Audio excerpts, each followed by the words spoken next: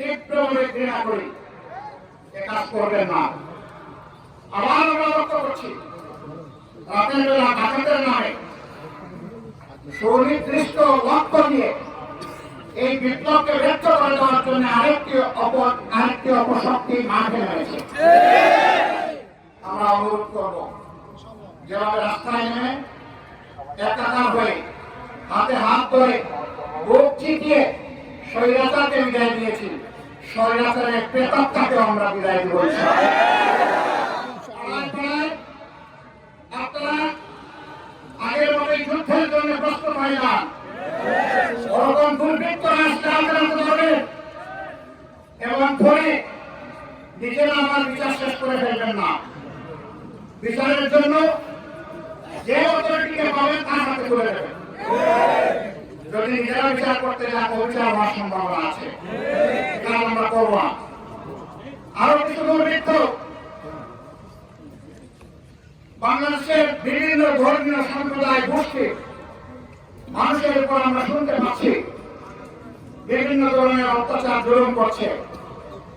যদি কেউ বিপ্লবকে ব্যক্ত করার জন্য নাটক করে থাকেন, তাহলে আমরা বলবো বিপ্লব নস্যাৎ করার জন্য যারা নাটক করেছিলেন তাদের নাটক যেমন ব্যক্ত হয়েছে, আপনাদের নাটক করতে এমনি ব্যক্ত হয়েছে। আমরা সেই নাটক সফল হতে দেব না। আমরা পরিষ্কার বলতে চাই, এই দেশের সংখ্যালঘু সংখ্যাগুরু আমরা মানি না। বাংলাদেশের জমিনের পর যেই জন্মগ্রহণ করেছে ধর্ম যাত্রা, কিন্তু অধিকার সভা আমার যে অধিকার অন্য যে কোনো ধর্মের একজন নাগরিকের অধিকার। সুতরাং এখানে জন্মগ্রহণকারী প্রত্যেকটি মানুষ বাংলাদেশের গর্বিত নাগরিক। সেই সমাজ নিশ্চিত করে এই বিপ্লবের লক্ষ্য।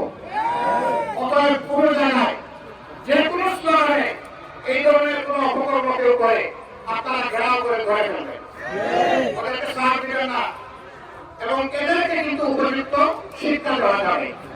কারণ এরা এসেছে ভিন্ন মতলবে, এদেরকে ছাড়া যাবে না। কিন্তু এমন শিক্ষা দিবেন না যাতে সব শেষ হয়ে যায়।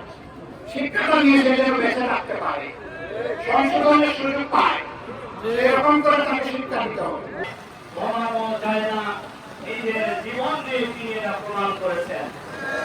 সুতরাং আমি মনে করি শহীদ আলী রহমান 100 সফল। তার কারণ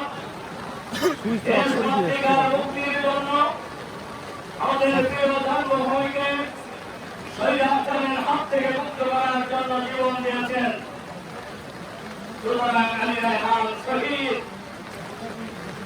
আল্লাহ তাআলা শহীদদের সম্পর্কে বলেছেন, ওয়ালা ইয়াহসাবান্নাল্লাযীনা কুতিলু ফী সাবিলিল্লাহি আমওয়াত বাল আহইয়াউ ইনদা রাব্বিহিম ইরযাকুন।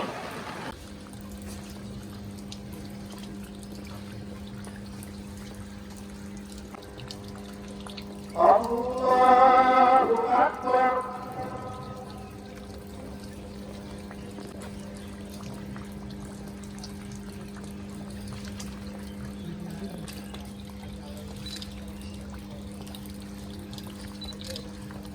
আল্লাহু আকবার।